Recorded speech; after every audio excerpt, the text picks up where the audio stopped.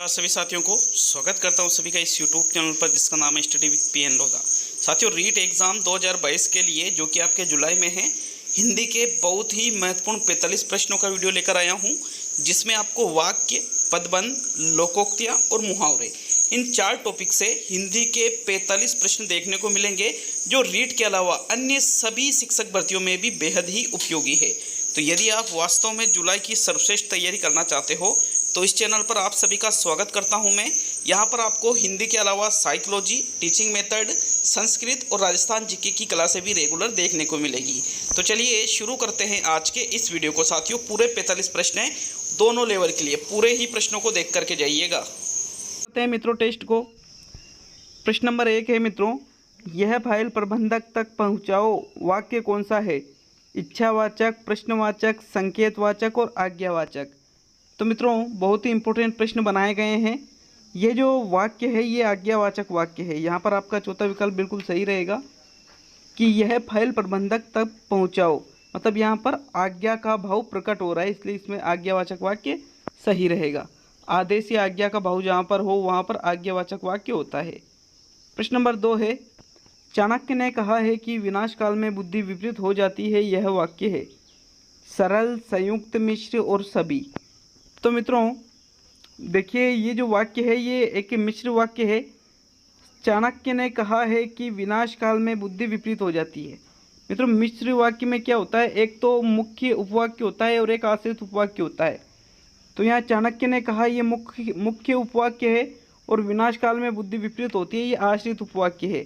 तो आपका तीसरा विकल्प सही है। प्रश्न नंबर 3 देखेंगे मित्रों, संज्ञा उपवाक्य वह होता है जो संज्ञा से आरंभ होता है, जो संज्ञा का कार्य करता है, जिसमें संज्ञा अधिक उपयुक्त होती है और जो संज्ञा पर समाप्त होता है। तो मित्रों, संज्ञा उपवाक्य वह होता है जो संज्ञा का कार्य करता है, उसको ही संज्ञा उपवाक्य कहा जाता है। इंपॉर्टेंट प्रश्न है, याद नहीं है तो बिल्कुल इसको आप लिख सकते हो। दूसरा विकल्प यहाँ पर सही है। प्रश्न नंबर 4 देखेंगे मित्रों, उस चित्र को उठाओ जो मोहन का बनाया हुआ है। आश्रित वाक्य का भेद है संज्ञा विशेषण उपवाक्य, विशेषण आश्रित उपवाक्य, क्रिया विशेषण उपवाक्य और प्रधान उपवाक्य।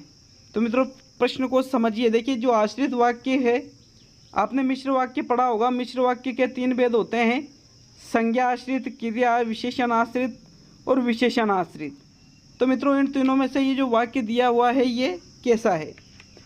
यहाँ पर मित्रों सही आंसर आता है विशेषण आश्रित उपवाक्य। मित्रों, जो विशेषण आश्रित उपवाक्य होता है उसमें जो, जिसे, जिसने, इससे वो जुड़ा होता है। तो यहाँ पर आपका ये शॉर्ट ट्रिक बता रहा हूँ, डिटेल में तो पढ़ाते समय ही बता पाऊँगा। दूसरा विकल्प सही है इसमें। प्रश्न नंबर 5 है, निम्न में से सरल वाक्य है। उसने कहा कि कार्यालय बंद हो गया, सुबह हुई और वह आ गया, राहुल धीरे धीरे लिखता है, जो बड़े हैं उन्हें सम्मान दे। तो मित्रों, यहाँ सरल वाक्य का आपको चयन करना है। तो सरल वाक्य है, एक बार आप बताइए कि इसमें से कौन सा सरल वाक्य है? धीरे धीरे लिखता। मित्रों, यहाँ पर राइट आंसर है राहुल धीरे धीरे लिखता है। देखिए, इसमें उद्देश्य भी एक है, लिखना क्रिया भी एक है और विधेय भी एक है। अतः मित्रों, इसका तीसरा ही विकल्प सही रहेगा। प्रश्न नंबर 6 देखेंगे, जिस वाक्य में एक उद्देश्य और एक विधेय होता है उसे कहते हैं साधारण वाक्य, संयुक्त वाक्य, मिश्रित वाक्य और सभी।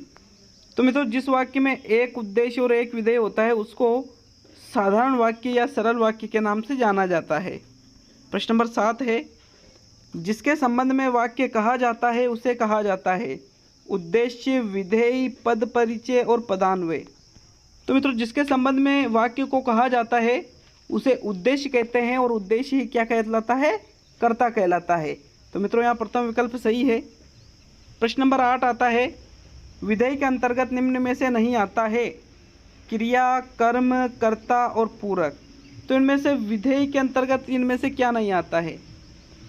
तो मित्रों, विधेय के अंतर्गत इनमें से कर्ता नहीं आता है, क्योंकि कर्ता किसके अंतर्गत आता है?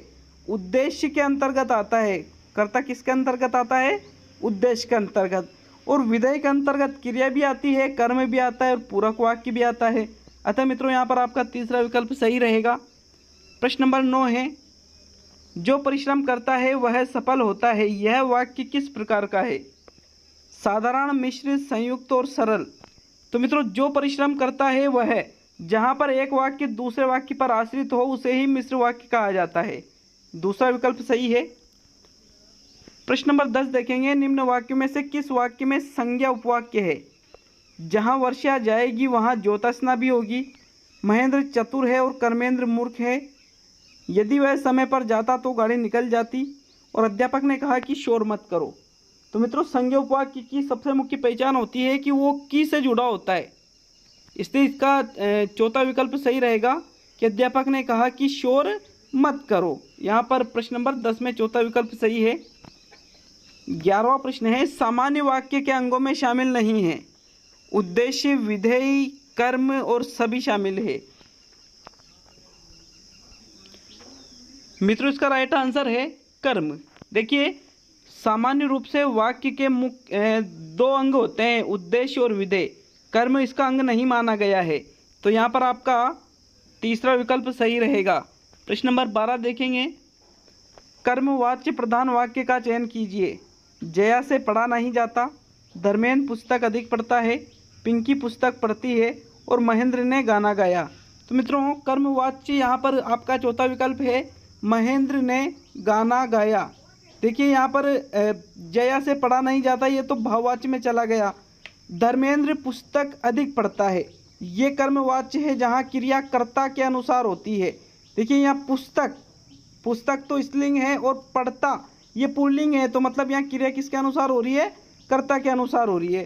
फिर यहाँ पर पिंकी पुस्तक पढ़ती है, यहाँ पर कर्ता कौन है? पिंकी, और यहाँ पर क्रिया क्या है? पढ़ती, तो ये भी स्त्रीलिंग है, ये भी स्त्रीलिंग है, मतलब यहाँ पर भी क्रिया कर्ता के अनुसार हो रही है। और महेंद्र ने गाना गाया, यहाँ पर जो चौथा विकल्प है ये मित्रों साथियों यहाँ पर चौथा ही विकल्प सही रहेगा। देखिए यहाँ पर कर्ता तो महेंद्र है, लेकिन यहाँ पर जो कर्म है वो कर्म क्या है? उसका गाना। अब ये गाना क्या है? पुल्लिंग है, इसके अनुसार क्रिया चल रही है गाया, इसलिए मित्रों इसमें चौथा विकल्प सही रहेगा। प्रश्न नंबर 12 में प्रश्न नंबर 13 देखेंगे, भूपेंद्र खेलता है वाक्य है विधानार्थक, निषेधात्मक, इच्छार्थक और संकेतार्थक। तो भूपेंद्र खेलता है ये एक विधानार्थक वाक्य है। विधानार्थक को आप साधारण या सरल वाक्य के नाम से भी या विधानवाचक वाक्य के नाम से भी जान सकते हैं। प्रश्न नंबर 14 देखेंगे, गांधी जी ने कहा कि सदैव सत्य बोलो वाक्य में प्रधान उपवाक्य है। सदैव सत्य बोलो, गांधी जी ने कहा कि सदैव और गांधी जी। तो मित्रों वाक्य में प्रधान उपवाक्य है गांधी जी ने कहा, ये तो प्रधान उपवाक्य है। कि सदैव सत्य बोलो ये गौण उपवाक्य के अंतर्गत आ जाता है। तो मित्रों यहाँ पर आपका दूसरा विकल्प सही रहेगा। प्रश्न नंबर 15 आता है, आगरा का ताजमहल दर्शनीय स्थल है, ये के नहीं है, ये का है। वाक्य में उद्देश्य है, उद्देश्य ढूंढना है आपको। आगरा, ताजमहल, दर्शनीय और स्थल। तो मित्रों आगरा का ताजमहल दर्शनीय स्थल है, यहाँ पर दूसरा विकल्प सही रहेगा ताजमहल। आगरा कर्ता नहीं है। देखिए यहाँ पर उद्देश्य, उद्देश्य का मतलब क्या होता है? कर्ता। तो यहाँ पर किसके बारे में बताया जा रहा है? ताजमहल के बारे में, आगरा के बारे में नहीं बताया जा रहा है बल्कि ताजमहल के बारे में, इसलिए ताजमहल ही उद्देश्य और कर्ता रहेगा। प्रश्न नंबर 16 देखेंगे, वाक्य के संबंध में असत्य कथन है। मिश्र या संयुक्त वाक्यों में योजक 2 वाक्यों के बीच प्रयुक्त होता है। सामान्य वाक्यों में पहले कर्ता फिर क्रिया और अंत में कर्म आता है। द्विकर्मक क्रिया में गौण कर्म पहले और मुख्य कर्म बाद में आता है। और कर्ता, कर्म और क्रिया के विस्तारक प्राय इनके पहले ही आते हैं। तो मित्रों देखिए असत्य कथन का चयन करना है। देखिए यहाँ पर जो आपका दूसरा विकल्प है ये असत्य कथन है कि सामान्य वाक्यों में पहले कर्ता, क्रिया और अंत में कर्म नहीं, कर्ता, कर्म और अंत में क्रिया आती है। तो यहाँ पर आपका दूसरा विकल्प सही रहेगा। प्रश्न नंबर 17 है, निम्न में से किस वाक्य में मुहावरे का सही प्रयोग हुआ है? कल रात वर्षा से शहर में पानी पानी हो गया। राम नकल करते पकड़ा गया और सबके सामने पानी पानी हो गया। नल खुला रह जाने से घर में पानी पानी हो गया। और गर्मी के मारे उसका शरीर पानी पानी हो गया। तो मित्रों सही मुहावरा है इसमें, राम नकल करते पकड़ा गया और सबके सामने पानी पानी हो गया शर्म के मारे। तो मित्रों यहाँ पर आपका दूसरा विकल्प सही रहेगा, इसमें मुहावरे का सही प्रयोग हुआ है। प्रश्न नंबर 18 देखेंगे, किस विकल्प में मुहावरे का प्रयोग नहीं हुआ है? हथेली पर सरसों नहीं उगती, शहद लगाकर चाटना, दूध का दूध पानी का पानी करना और जग मारना। तो मित्रों यहाँ पर जो हथेली पर सरसों नहीं लगती ये मुहावरा नहीं है, ये एक लोकोक्ति है, बाकी ये तीनों मुहावरे हैं। तो प्रथम विकल्प इसमें सही है। प्रश्न नंबर 19, उड़ती चिड़िया पहचानना मुहावरे का अर्थ है? तीखी नज़र, बहुत अनुभवी होना, थोड़े में बहुत कुछ कह देना और अपना मत अलग ही रखना। तो मित्रों उड़ती चिड़िया का मतलब होता है बहुत अनुभवी होना। दूसरा विकल्प आपका यहाँ पर सही रहेगा। प्रश्न नंबर 20, काबुल में क्या गधे नहीं होते? लोकोक्तियों का अर्थ है गधे सब जगह पाए जाते हैं, मूर्ख सब जगह पाए जाते हैं, काबुल में भी गधे पाए जाते हैं और मूर्ख सभी जगह नहीं पाए जाते। तो मित्रों काबुल में क्या गधे नहीं होते, इसका मतलब है मूर्ख सभी जगह पाए जाते हैं, मूर्खों की कहीं पर भी कमी नहीं होती है। प्रश्न नंबर 21 देखेंगे, मोहन गांव में रहने वाला है, वाक्य में विधेय है। मोहन वाला है और गांव में रहने वाला है। तो मित्रों यहाँ पर आपको विधेय बताना है। यहाँ पर विधेय है गांव में रहने वाला है, कर्ता को हटाकर, कर्ता और कर्ता के विस्तार को, मतलब उद्देश्य और उद्देश्य के विस्तार को हटाकर जो शेष वाक्य बचता है उसमें विधेय आ जाता है।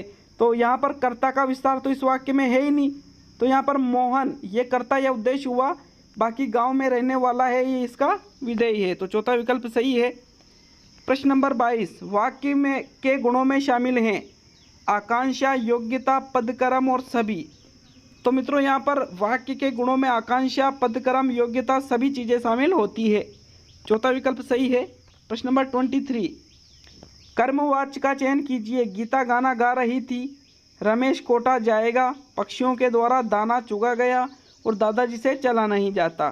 तो मित्रों यहाँ पर कर्मवाच्य की बात करें तो आपका तीसरा विकल्प सही है, पक्षियों के द्वारा दाना चुगा गया। कहीं पर भी के द्वारा शब्द आ जाता है तो वहाँ पर अधिकांशतः कर्मवाच्य ही आएगा, ये एक शॉर्ट पहचान है इसकी।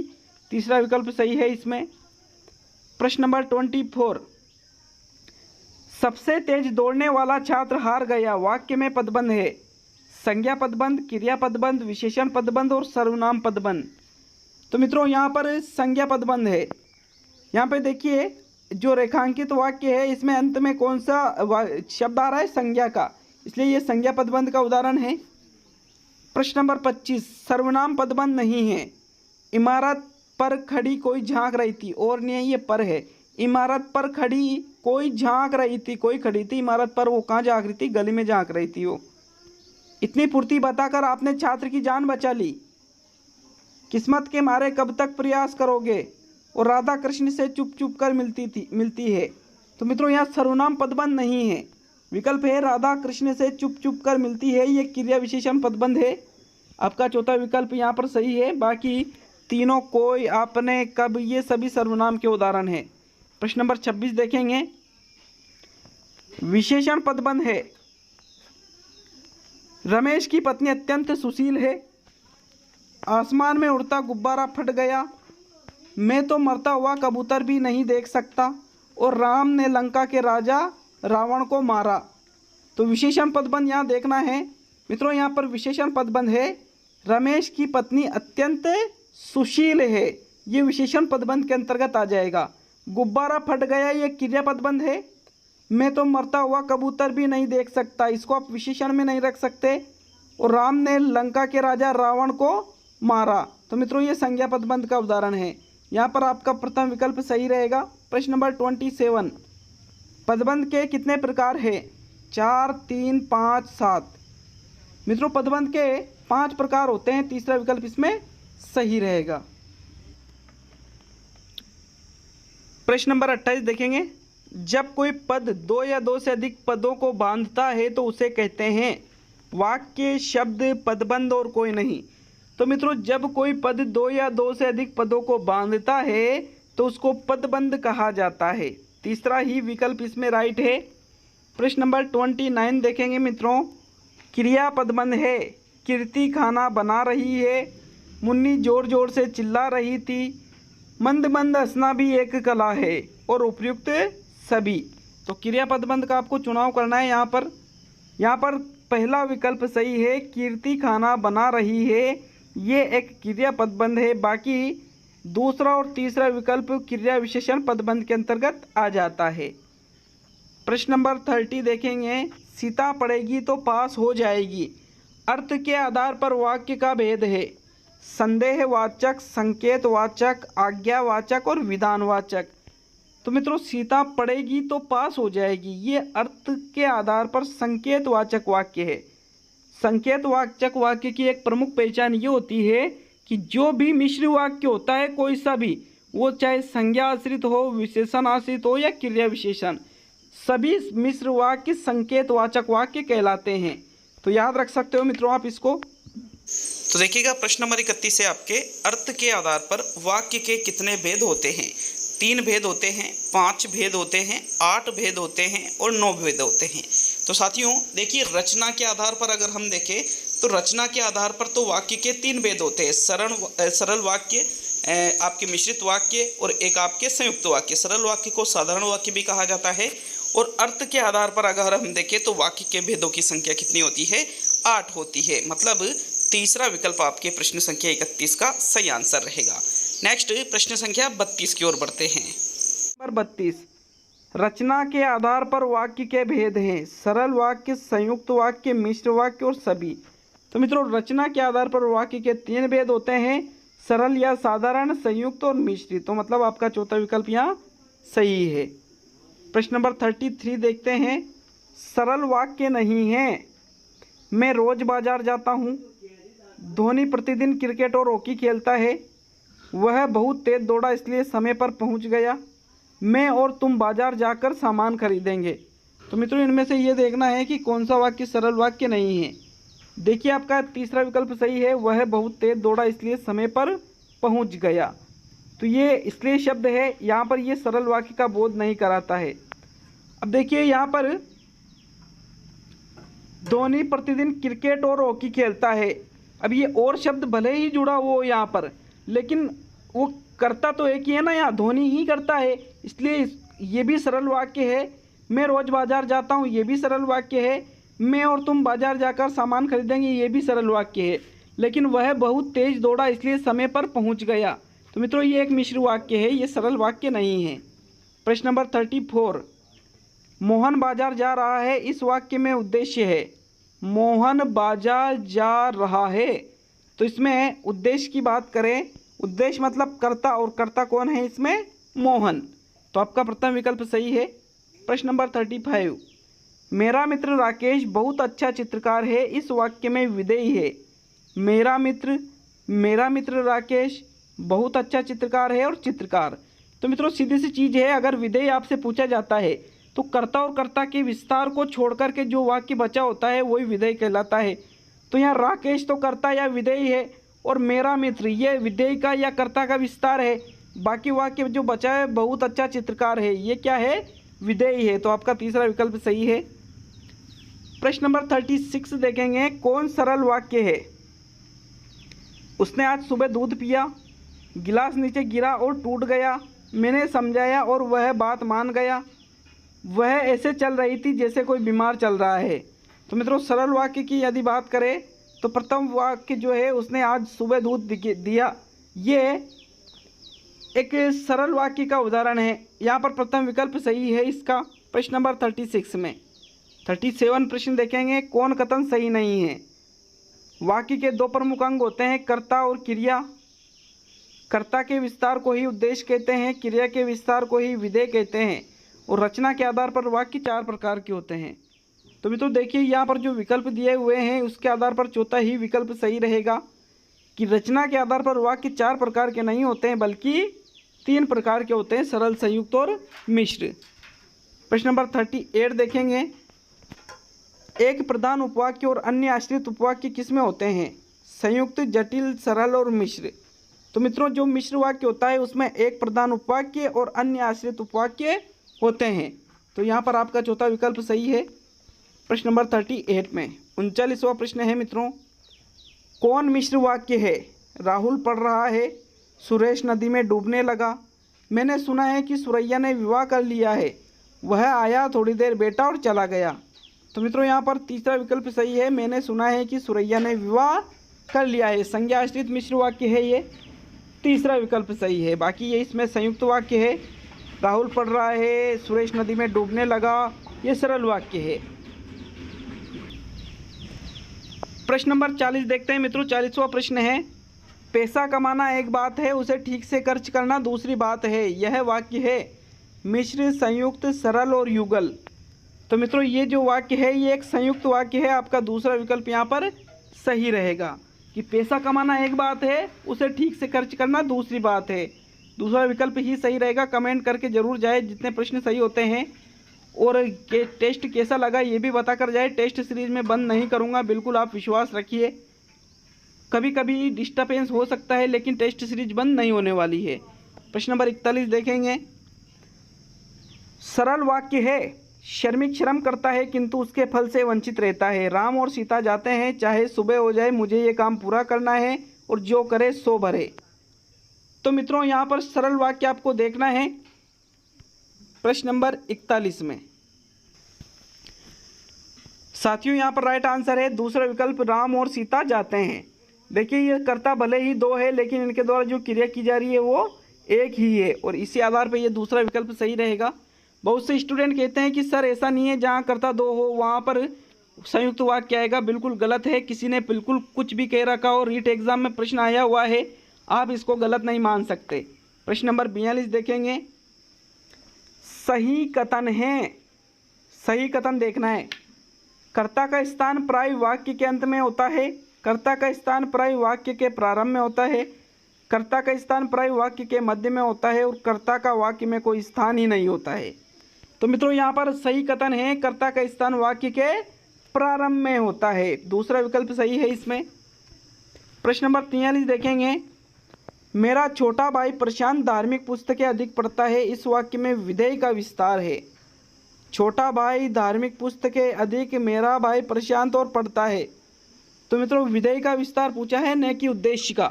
उद्देश्य का विस्तार तो क्या होता, मेरा छोटा भाई, ये तो उद्देश्य का विस्तार है। प्रशांत ये उद्देश्य है, बाकी धार्मिक पुस्तकें अधिक पढ़ता है ये विधेय है। पूरा ये क्या है, विधेय है। और धार्मिक पुस्तकें अधिक, ये इसका विधेय का विस्तार है। तो दूसरा विकल्प सही है। यहाँ विधेय पूछता तो पूरा वाक्य आ जाता है इसका, लेकिन विधेय का विस्तार पूछा है तो धार्मिक पुस्तकें अधिक, ये यहाँ पर विधेय होता है मित्रों, विधेय का विस्तार होता है, सॉरी। प्रश्न नंबर 44 देखेंगे। ईश्वर तुम्हें सफलता प्रदान करे, यह वाक्य है संकेतवाचक, विधानवाचक, इच्छावाचक और विस्मयादिबोधक।